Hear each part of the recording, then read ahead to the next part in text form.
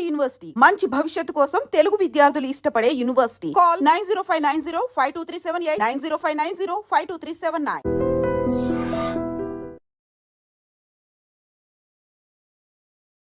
మీ లైఫ్‌లో ఎప్పుడైనా గానీ ఎనీ పారానార్మల్ యాక్టివిటీ ఒక్కడిగా ఉన్నప్పుడు ఏదైనా ఎక్స్‌పీరియన్స్ ఫేస్ అయ్యి ఇది అనుకోని అరే అది కాదు అని భయపడిన సందర్భాలు ఏదైనా ఉందా? అంటే అది పారానార్మల్ కాదని తెలిసిపోయింది. తర్వాత అంటే ఎందుకుంటుంది? దట్ ఎక్స్‌పీరియన్స్ ఇప్పటికి మనసులో మాత్రం ఉండిపోయి ఉంటుంది. నాకు చిన్నప్పటి నుంచి స్పిరిట్స్ కనపడితే చింత చెట్టు మీద దయ్యాలు ఉంటాయి సంథింగ్ ఇట్లా చెప్తూ ఉంటారు. నాకు దయ్యాన్ని చూడాలని ఉంటుంది. నాకు ఎందుకు కనపడవు. ఇప్పుడు మిడ్‌నైట్ 2:00 నేను ఎంసెట్ రాసే టైంలో 2 వరకు చదువుకునేవాడిని. మా ఇంటి పక్కనే దూరంగా చింత చెట్టు ఉండేది. నేను ఇక్కడ ఎస్ఆర్ నగర్ కాలనీ దగ్గరే ఉండేవాడిని అప్పట్లో. నేను తెల్లారి ఇంక 2:30కి అట్లాగా అదే బయటకి టాయిలెట్కి వచ్చేసి చింత చెట్టు వైపు చూసి ఒకటన్నా కనపడండి నాకు ప్లీజ్ ఒకటి ఇట్లా అడిగేవాడిని. ఎక్కడన్నా తెల్లగా ఏదన్నా చెట్టు మీద ఉంటుందేమో అని. ఎక్కడ ఉండేది కాదు. సో అట్లాగా నడుస్తున్న టైంలో ఒకరోజు చదువుకుంటున్నాను. నైట్ నేను ఎక్కువ నాక్టర్నల్ నైటే బాగా చదివేవాడిని. చిన్నగా టిన్ టిన్ అని గజ్జల సౌండ్లాగా వస్తుంది.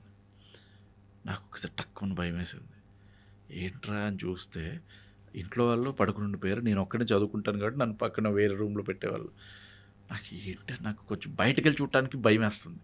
కానీ మిడ్‌నైట్ మళ్ళీ ఆగుతుంది కొంచెంసేపటికి. సరే మళ్ళీ ఒక 5 నిమిషాలు మళ్ళీ గజ్జలు ఎవరో నా పక్కనే ఉన్నారని. లేదు వెళ్ళిపోదు అని అప్పుడు నాకు టార్చ్ లైట్ కూడా ఉండేది ఇంట్లో. టార్చ్ లైట్ తీసి బయటకు వచ్చాను. బయటకు వచ్చి అటు ఇటు చూస్తూ ఉంటే గాలి వస్తుంటే ఇప్పుడు అంట్లు తోమేసిన తర్వాత ఒక చిన్న దాంట్లో పెడతారు అన్నీ. అంటే ఇప్పుడు ఇంట్లో కూడా దాన్ని ఏమంటారో తెలియదు. ఒక పెద్ద డబ్బాలాగా ఉంటుంది. దాంట్లో పెడతారు. చెంచాలన్నీ ఒక దగ్గర ఇలా ఏలాడదీస్తుంటారు. గాలికి 2 చెంచాలు ఇట్లా కొట్టుకుంటున్నాయి. టిన్ టిన్ టిన్. నేను వెళ్ళిపోయి టార్చ్ చేసుకుని అంటే అంతా చూస్తున్నా ఎక్కడి నుంచి వస్తూ ఉండని. అది గాలి వచ్చినప్పుడే వస్తుంది, మళ్ళీ ఆగిపోతుంది. సో అక్కడికి వెళ్ళి చూస్తే అప్పుడు నేను ఒకటి అనుకున్నా, లైఫ్లో ఏది జరిగినా దాని వెనకాల ఒక రీజన్ ఉంటుంది. దేనివల్ల ఏదో జరుగుతుంటుంది తప్ప ఇప్పుడు పారానార్మల్గా ఏది ఉండదు అని. సో అట్లాగా నాకు ప్రతిదానికి ఆన్సర్లు దొరికిపోయాయి. ఇప్పుడు పారానార్మల్గా జరుగుంటే నేను ఇప్పుడు ఈ సినిమా తీసేవాడిని కాదేమో. నేను బిలీవ్ చేసేవాడిని అప్పుడు. ఓకే. సో అది లేదు అన్న ఒక ధైర్యంతో నేను చేశాను అంతే. So that's the thing. కాకపోతే చాలా చాలా ఎక్స్పీరియన్సెస్. మా డాడీ మేము కొండాపూర్లో ఉండేవాళ్ళం చిన్నప్పుడు. నేను 4th 5th క్లాస్లో. మా డాడీ ఇక్కడ ఐడియల్ అని ఒక కంపెనీ ఉంటే అందులో వర్క్ చేసేవాళ్ళు. ఓకే. ఐడియల్ నుంచి కొండాపూర్ రావాలి. అప్పట్లో ఈ కేపీహెచ్బి దాటిన తర్వాత అంతా అడవి. హఫీజ్పేట్ ఇవేవి లేవన్నమాట. అంటే కానామెట్ ఇవన్నీ ఇజ్జత్ నగర్ ఇవన్నీ అనేవాళ్ళు. అదంతా అడవి. మా డాడీ ఆ అడవిలో దాటి చిన్న స్కూటర్ రోడ్ దాటి ఇంటికి వచ్చేవాళ్ళు. సెకండ్ షిఫ్ట్ అంటే డాడీకి 10 o'clock అయిపోద్ది. నడిపించుకుని ఇంటికి వచ్చేసరికి డాడీ 11:30 ఎప్పుడు అవుతుంది. శ్మశానం దాటి రావాలి. అక్కడ ఒక శ్మశానం ఉంది. రైల్వే ట్రాక్ ఉంటుందా, రైల్వే ట్రాక్ పక్కన శ్మశానం. అది అప్పటి నుంచి ఉండేది. అవును. అప్పటి వరకు బండి సింగిల్గానే ఉండేదంట. అక్కడి నుంచి డబుల్ అయ్యేదంట. డబుల్గా నడిపిస్తున్నట్టు ఉండేదంట బండి. శ్మశానం దాటిన తర్వాత నుంచి ఎవడో వెనకాల కూర్చున్నాడు. ఇదే ఫీలింగ్. డాడీ ఇంటికి వచ్చిన తర్వాత కూడా నాతో పాటు ఎవరో వచ్చారు, మీరు పడుకోండి ఇట్లా మాట్లాడతాడు డాడీ. ఏంటిది అనుకునేవాడిని. అన్ని చిన్నవి ఎక్స్పీరియన్స్. ఇప్పుడు దామ్తారు కట్టేస్తారు. అవును. మేము పడుకునేవాళ్ళం, మమ్మీ డాడీ నేను అన్నయ్య ఒక దామ్తారు పడుకుంటే. మా డాడీ ఇలాంటివి ఏమన్నా అయినప్పుడు ఒకేసారి మంచం మీద మా డాడీ నా హైట్ ఉంటారు. బెడ్ మీద లేసి అని ఇట్లా అరిచి నువ్వు రా అని ఇట్లా అంటే దోమతారు ఊడిపోయింది. నేను 4th క్లాస్లో ఏంటిది అలా చూసేవాడిని. భయం ఎట్లా వేస్తుంది, భయం ఉన్నట్టుండి లేగిస్తే. సో దాని తర్వాత మళ్ళీ డాడీ నార్మల్ గ్లూకోన్ డి కలిపి మళ్ళీ పడుకోబెట్టారు మా డాడీ వచ్చి. అరే తాగురు సారీ అని అట్లాగా. ఇవన్నీ డిఫరెంట్ ఎక్స్పీరియన్స్ చిన్నప్పుడే అట్లాగా గుర్తు చేసుకుంటుంటే ఉంటాను. నేను పారానార్మల్గా ఏం చేయాల. ఓకే. అలాగా మా డాడీ కూడా కథలు చెప్పేవారు. అరే అది రాత్రి నాకు ఇక్కడ పడుకుందిరా, నన్ను దండం పెట్టమనింది, నేను పెట్టలేదు. ఏంటో చెప్తే ఏం పడుకుంది ఏంటి, ఏదో ఇక్కడ పడుకుంటుందంట, బాస పట్టేసుకుని గుండెల మీద పడుకుని నాకు దండం పెట్టు అని అడుగుతూ ఉంటుందంట డెవిల్. మా డాడీ అని పెట్టకుండా కళ్ళు తెరిచేసరికి ఇక్కడ చేతులు ఇక్కడ ఉన్నాయిరా అని చెప్పి అట్లాంటి కథలు చెప్తూ ఉంటాయి. నాకు అవన్నీ నేను ఇంట్రెస్టింగ్గా అనిపిస్తుంది నాకు. సో అవన్నీ కూడా మీకు చెప్తున్నప్పుడు అంతే ఆడియన్స్కి చెప్పాలి ఏదో అంటే ఈ లిటరల్గా జరగవచ్చు. నాకైతే కనపట్ల. ఇప్పుడు 12 రైల్వే కాలనీ సినిమా ఉంది, అందులో ఒక డైలాగ్ ఉంటుంది టీజర్లో కూడా, అరే ఈ స్పిరిట్స్ ఆత్మలు ఎందుకు అందరు కనపడవు, కొంతమందికి ఎందుకు కనపడతాయి. సో అందరికీ కనపడవు అంటే నాకు కనపడలేదు, కొంతమందికే కనపడతాయి. అది ఎందుకు ఏంటనేది ఆ సినిమాలో నేను చెప్తాను. అంటే నాకు అనిపించింది. ఓకే. సో అందుకే నాకు కనపట్లేదేమో అని అంతే. సో అట్లాగా నాకు కొన్ని ఏవో పిచ్చి పిచ్చి రీజన్స్ ఉంటాయి. అవి కనపడాలంటే ఈ నక్షత్రంలో పుట్టాలి, ఈ టైంలో ఇది ఆదివారం అలాంటి ఆ టైంలో పుట్టిన వాళ్ళకే, ఆ నక్షత్రంలో పుట్టిన వాళ్ళకే కనపడతాయి అని ఏవో చెప్తూ ఉంటారు. మరి అంతవరకు నిజంగా కూడా నాకు తెలియదు కానీ. సో అట్లా స్పెసిఫిక్ రీజన్ ఉంది దానికి. ఓకే అంతే అన్నా. ఇది కమింగ్ టు ద పొలిమేర 3 మీరు ఇంతకుముందు చెప్పేటప్పుడు కూడా 2 ప్రమోషన్ టైంలో నాగబంధనం అనేది దాని గురించి అనేది కూడా మీరు ఈ 3rd పార్ట్లో మేము చూడబోతున్నాము. దాని గురించి కూడా కంప్లీట్ రీసెర్చ్ చేసి దాన్ని ఎలా తీయాలి అనే దాని గురించి కూడా తెలుసుకున్నామని చెప్పేసి మీరు ఒక ఇంటర్వ్యూలో చెప్పడం అనేది కూడా జరిగింది. ఏంటి అసలు యాక్చువల్గా ఈ బ్లాక్ మ్యాజిక్ ఇవన్నీ కూడా అసలు ఇండియాలో ఎప్పటి నుంచి ఉన్నాయి ఏంటి రీసెర్చ్ గురించి చేసాం. 2 అంటే 2 రకాలుగా ఉంది. ఒకటి బీహార్ సైడ్ నుంచి వచ్చిందని ఒకటి, ఇప్పుడు కేరళ దగ్గర నుంచి వచ్చిందని ఒకటి. ముందు ఇండియాలోకి ఇదంతా స్ప్రెడ్ అవటానికి. So I choose Kerala. Okay. I can choose Bihar also. So నేను కేరళ చూస్ చేసుకుని, కేరళ సైడ్ ఒక నంబూత్రి అనే అక్కడ పూజారులు వాళ్ళని నంబూత్రీస్ అంటారు, బ్రాహ్మిన్స్లో ఒక తెగ. సో వాళ్ళకి ఇవన్నీ ఐడియా ఉంది, అంటే నాగబంధనాల గురించి వీటి గురించి అంత.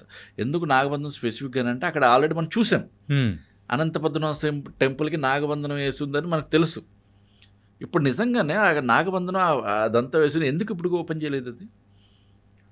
అది ఎలా అంటే ఏ రకంగా తీయాలనేది కూడా ఎవరికి తెలియదు కాబట్టి పేల్చేస్తే రైట్. బట్ కాకపోతే దట్స్ నాట్, అది మనం ఆపోజిట్ వెళ్తున్నట్టే కదా. అంటే పేల్చటం ఇన్ ద సెన్స్ నువ్వు ఆ డోర్ని పేల్చొచ్చు కదా, నాట్ ఎంటైర్ థింగ్ పేల్చొచ్చు కదా. అంటే ఇప్పుడు నీకున్న టెక్నాలజీ తోటి ఒక్క డోర్ని ఓపెన్ చేయలేవా? నువ్వు కంప్లీట్ టెంపుల్ నేమ్ టచ్ చేయకు, ఒక్క డోర్ని ఓపెన్ చేస్తే సరిపోద్ది కదా, ఎందుకు చేయలేవు అన్న దగ్గర నుంచి నేను తీసుకున్న ఒక ఇంట్రెస్టింగ్ నాకు అనిపించింది.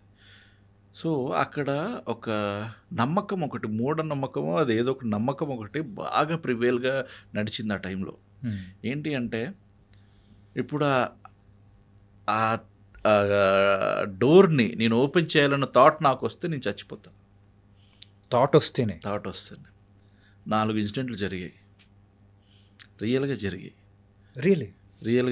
గూగుల్ చేస్తే మీకు తెలుస్తుంది నాగబంధనం టెంపుల్ గురించి, అదేంటి ఆ డోర్ గురించి, అనంతపద్మనాభ స్వామి డోర్ గురించి, అక్కడ వర్క్ చేసిన వాళ్ళ గురించి. ఒక ఫ్యామిలీ చచ్చిపోయారు, దాని తర్వాత ఒక 2 చనిపోయారు. అంటే డిఫరెంట్ రీజన్స్, ఒక రీజన్ వల్ల కాదు. ఒకడికి యాక్సిడెంట్ అవ్వచ్చు, ఇంకోటి ఎప్పటి నుంచో జబ్బు ఉండొచ్చు, అట్లాగా. సో ఈ నాగబంధనం ఏంటి అని అంటే అది ఒక స్పెసిఫిక్గా ఒక గరుడు మంత్రానికి ఓపెన్ అవుతుంది. ఇంకా నువ్వు ఏం చేసినా కానీ అది ఓపెన్ అవ్వదు. సో ఆ గరుడు మంత్రం కూడా చెప్పేవాళ్ళు ఇప్పుడు ఇండియాలో లేరు. అప్పట్లో బాగా ఈ బ్లాక్ మ్యాజిక్ బాగా నడిచిన రోజుల్లో గరుడు మంత్రం అందరూ నేర్చుకున్నారు. సో గరుడు మంత్రం చెప్పాలంటే ప్రాపర్ ఫొనెటిక్స్ ఉండాలి, స్పష్టంగా పలకగలగాలి ఆ మంత్రాలన్నీ. సో అలాగే చెప్పేవాళ్ళు ఇప్పుడు ఈ ఏరియాలో లేరు, అంటే ఈ జనరేషన్స్లో ఇప్పుడు ఇంకా అంత బాగా చెప్పేవాళ్ళు లేరు. ఉన్నవాళ్ళు ఎక్కడికో ఇప్పుడు హిమాలయస్ అటు వెళ్ళిపోయి ఉండొచ్చు. సో నేను తీసుకున్న కాన్సెప్ట్ ఏంటి అంటే నాగబంధనం వేసిన తర్వాత దాన్ని ఓపెన్ చేయాలి అంటే గరుడ బంధనం కావాలి. సో ఆ గరుడ మంత్రం బంధనం గరుడ మంత్రం కావాలి. సో అది లేకపోతే అసలు ఇంకా ఎప్పటికీ అది పర్మనెంట్గా క్లోజ్డ్. అది లేకుండా ఓపెన్ చేస్తే చేసినోడు చచ్చిపోతాడు. ఓకే, చేయడానికి ట్రై చేసినా చచ్చిపోతాడు. ఇది నాకు నాగబంధనం గురించి తెలుసుకున్నాను.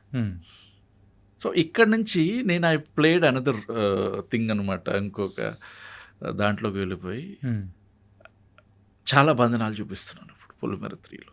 ఓకే. సో నాట్ ఓన్లీ నాగబంధన, so I'm showing different kind of బంధనాస్. సో అసలు ఎన్ని బంధనాలు ఉన్నాయి మనకి మన హిస్టరీలో, ఎక్కడ దొరకని బంధనాలు కూడా నాకు దొరికే, అది నేను హ్యాపీ. కొన్ని ఫిక్షన్గా నేను కల్పించి రాసినవి. ఓకే. ఒక 2-3 బంధనాలు మాత్రం ఇప్పుడు మనకు తెలియదు. గరుడ బంధనం అనేది ఒకటి ఉంది, మీకు అయితే జలబంధనం అనేది ఒకటి ఉంది. తెలుసు అసలు జలబంధనం గురించి విన్నాము. ఏంటి అసలు అది ఎక్కడ మీకు మెన్షన్ చేయరు, కానీ మహాభారతంలో దుర్యోధనుడు వాడేవాడు జలబంధనం. ఆ జలబంధనంలో నువ్వు ఒక బబుల్ క్రియేట్ చేసుకుని ఉంటావు, ఆ బబుల్ లోపలికి వచ్చిన ఒక చిన్న చేప కూడా నీకు తెలుస్తుంది, దాని కదలికలు కూడా నీకు అర్థమైపోతుంటాయి. సో అది లోపలికి వచ్చాయంటే మళ్ళీ బయటకు వెళ్ళలేవు అవి, వీడు అట్లా కంట్రోల్ చేసేస్తాడు. ఓకే. సో అట్లాంటివన్నీ మెన్షన్ ఉన్నాయి. వాటిలన్నిటి నేను ప్రజెంట్ దాంట్లోకి ఎలా తీసుకొచ్చాను ఏంటి అని ఇప్పుడు ప్రాపర్గా స్క్రీన్ ప్లే ఉంది. అలా చేసింది నాట్ ఓన్లీ నాగబంధన, అదొకటి చెప్తున్నా మీకు అంతే. సో నాగబంధన ఇస్ సంథింగ్ డిఫరెంట్. అది మనకి ప్రూవ్ అయింది కాబట్టి, అందరు చూశారు కాబట్టి ఆ టెంపుల్లో. నిజంగా దాని ముందు రూమ్లో నీకు అంత సంపద ఓపెన్ అయింది, నీకు ఇందులో ఇంకెంత ఉంటుంది అంటే వీళ్ళు సౌండ్ వేవ్స్ పంపించి లోపల చాలా ఉంది, ఇంకా దీని మీద డబుల్ రెట్ ఉంది అని మనకు తెలిసింది, అయినా కానీ ఓపెన్ చేయట్లేదు. అండ్ పార్లమెంట్ కూడా అది ఓపెన్ చేయొద్దు అని చెప్పేసి టక్కుమని కోర్టు అనేది కూడా ఇచ్చింది, పార్లమెంట్ చెప్పేసింది. ఎందుకు అంటే హిందువుల మనోభావాలు దెబ్బతీయకూడదు అని, అంతే. సో కంప్లీట్లీ అది ఎందుకు అలా చేస్తున్నారో కూడా నాకు ఇంకా చాలా చాలా ఉంటాయి, ఇంకా కాన్స్పిరసీ ఇంకా ఉంటుందని నాకు ఫీలింగ్. కొత్త కొత్త కథలు ఉండొచ్చు. కొంతమంది ఏంటంటే అది ఓపెన్ చేస్తే సునామీ వచ్చేస్తుంది, ప్రళయం వచ్చేస్తుంది అని కూడా. సునామీ ఎందుకంటే అక్కడ డోర్ దగ్గర వినప్పుడు చూసుకుని మీరు వింటే అలల్ సౌండ్ వినిపిస్తుందంట. ఆ నాగబంధనం ముందు అలల్ సౌండ్ వినిపిస్తుంది, సునామీ వచ్చేస్తుంది, సంథింగ్ ప్రపంచం ఎండ్ అయిపోతుంది, ఏవో చెప్తున్నారు. బట్ అది ఎంతవరకు నిజం కాదు, కానీ దాని మీద ఒక కథ రాసుకుంటే అది ఇంట్రెస్టింగ్గా ఉంది నాకు, అంతే. ఒడియమ్మ ఫ్యాక్టర్ నాకు అది.